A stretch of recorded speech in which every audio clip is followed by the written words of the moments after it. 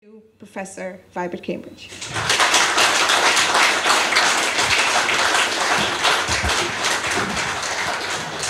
Thank you very much, thank you very much, everybody. I'm intimidated by this audience. Please permit me to sit.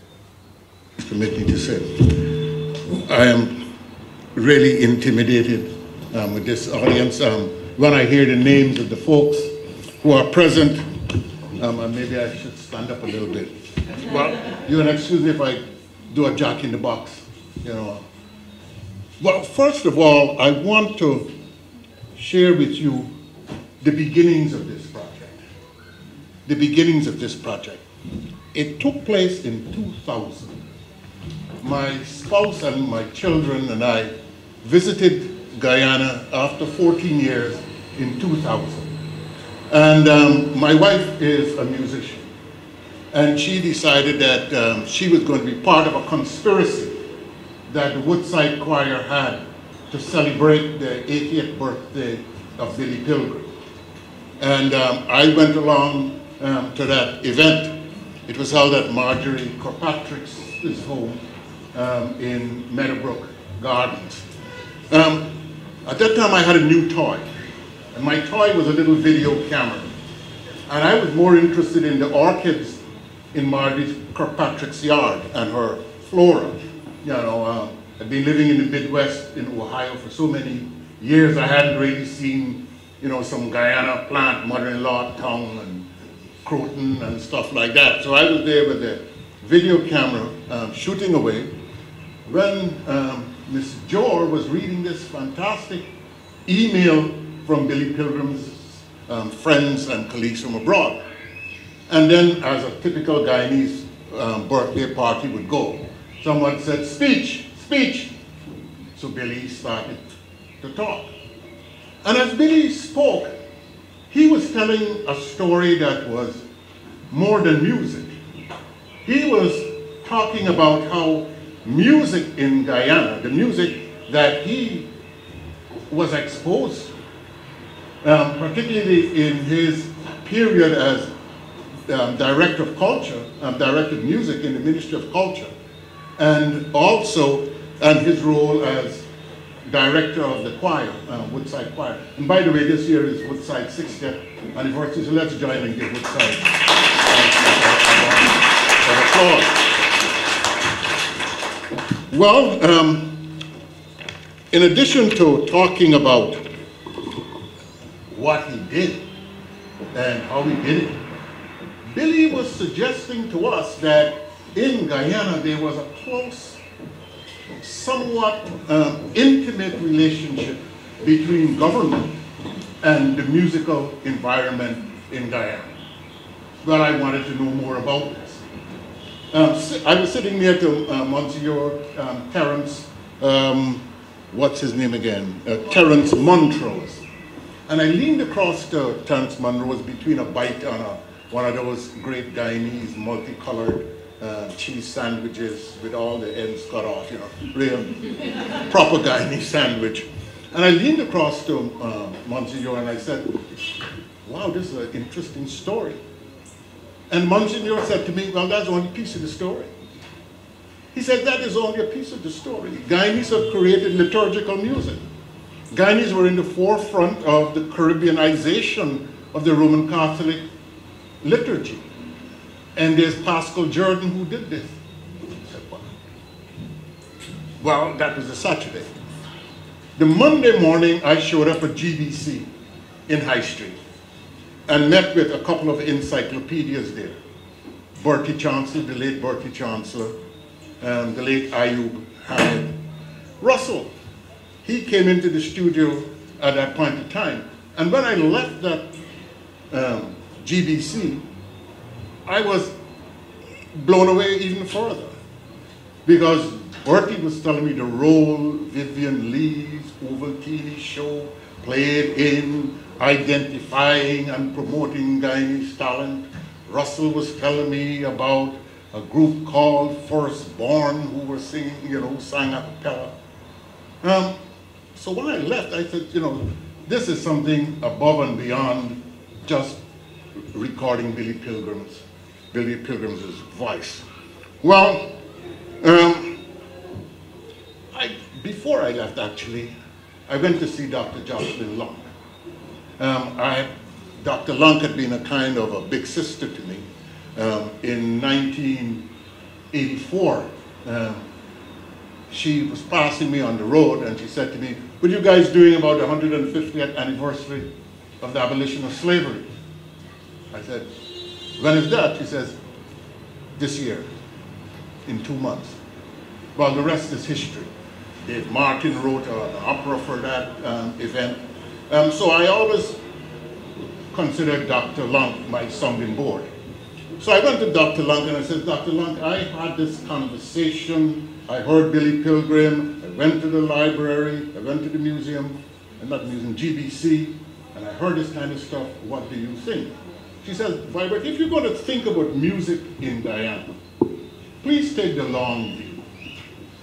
Don't only look at now. Take the long view. And also, Vibert," she said, "do ensure that voices that have hitherto been marginalized and silenced are given voice in any work you do." Well, that was the kind of data collecting framework that she set up for me. Well, where did this data collecting journey came? Well, that journey took me to the Opera House in Leipzig, East Germany, where there was an opera that was composed to celebrate Guyana's independence. It took me to the British Museum and the British Library to find manuscripts by Clement Nichols. It took me to the Cayman Islands, where Dave Martins was living at that time, to ask him, "Tell me, what is it that turns you on musically?" And it was a wonderful story about evenings and sunsets and sunrises in the Pomeroon and whatever. And interviews with the late Aubrey Cummings. As a matter of fact, at the end of it all, I had interviewed over 400 Guyanese persons. I ended up with a collection of over 2,000 pieces of Guyanese musical creativity. Now, this data that I collected was saying a whole lot, and some of it was very old. For example, here is this piece that I found in the Broadcaster School's archives in Kingston. And if I could just...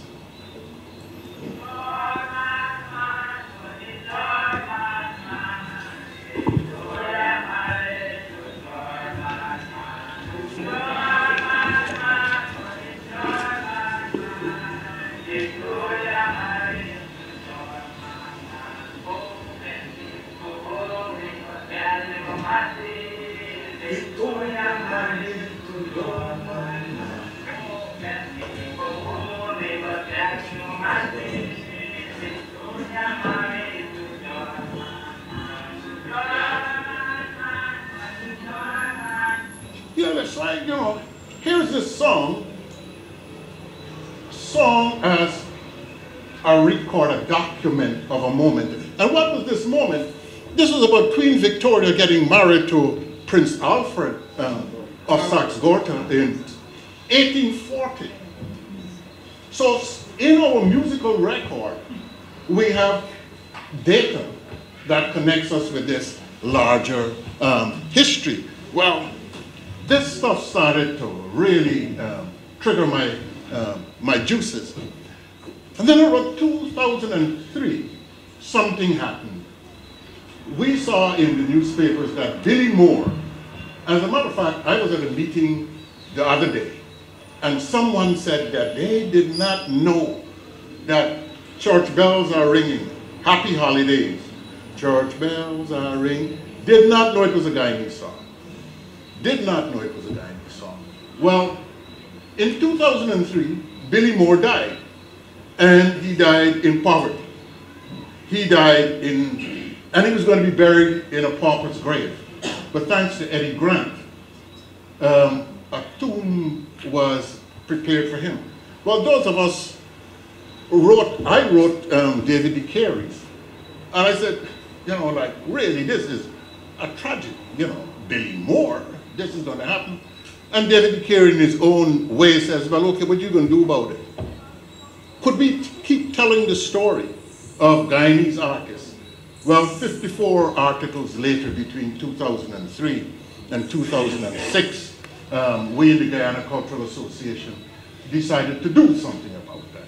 So here was this other set of information that you're collecting about individuals. And these things are showing some very interesting connections.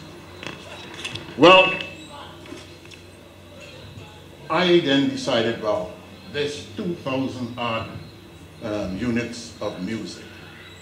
There's 400 hours of videotape.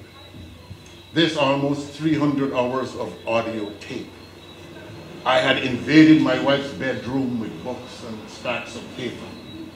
And something had to be done. So we had to find a piece. We had to take a bit that we could chew. And the bit that I took was, what are the relationships that existed between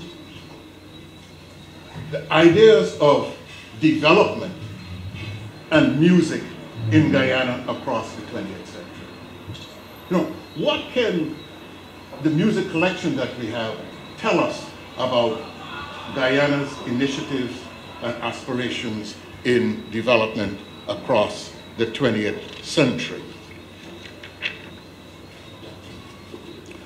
Well, typically when I have to give a talk like this, of this nature, I tend to have to give people a background to Guyana. But I'm not going to bore you with the background to Guyana. But what I do want to say is that central to this conversation on music and 20th century Guyana are the issues of encounter, interaction, and exchange. And I just want to spend some time on those three ideas: encounter, interaction, and exchange.